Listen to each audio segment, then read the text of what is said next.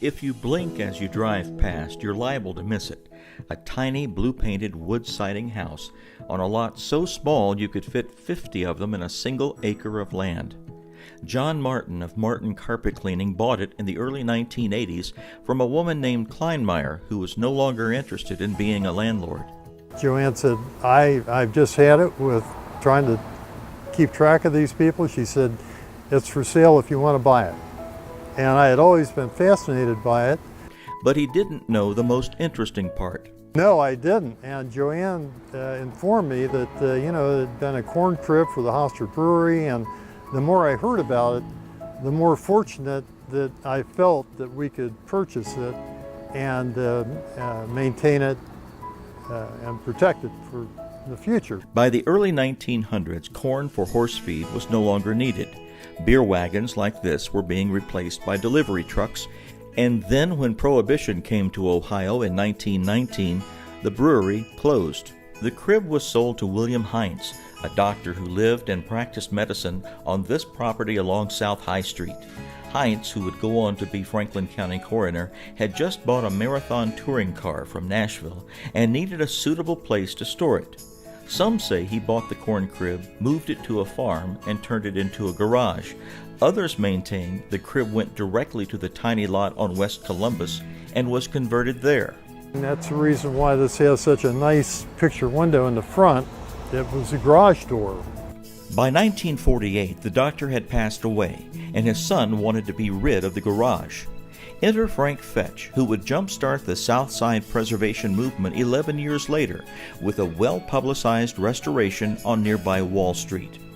Fetch and his father-in-law bought the garage for the hefty sum of $1 and turned it into the lovely little cottage you see today, with a tiny kitchen, an even smaller bathroom, and a loft-style bedroom over a cozy living room. Fetch and his wife Elnora became quite attached to the little house and lived here for a number of years, even opening it for tourists during the first German Village House and Garden Tour in 1960. This was before today's historic district boundaries had been drawn, leaving the little house just outside the borders. Fetch eventually sold the house, and it changed hands another couple of times before reaching the Martin family in 1982. They have rented it out ever since. It's never vacant. It's always of interest whenever a tenant moves out. If that were the whole story about 41 West Columbus Street, it would be plenty. But there's more. For one thing, there was the time a pharmacist murdered his wife here. Well, I wasn't going to mention that, but Longtime real estate agent Virginia Welch remembers when Mrs. Kleinmeyer called her with an offer to buy the cottage. She was interested in getting into the village, and when she heard about that, she called and says, "Oh, I want to buy it, and we want to key and go there and have breakfast Sunday morning." And this was Saturday night. Did that surprise you a little bit? Oh, I was shocked, and I did not want to go in. I was afraid. So fresh out of murder. But she went, and they bought the property. One former tenant became a nationwide celebrity. In 1955, Marine Captain Richard McCutcheon was the first grand prize winner on the $64,000 Question TV show.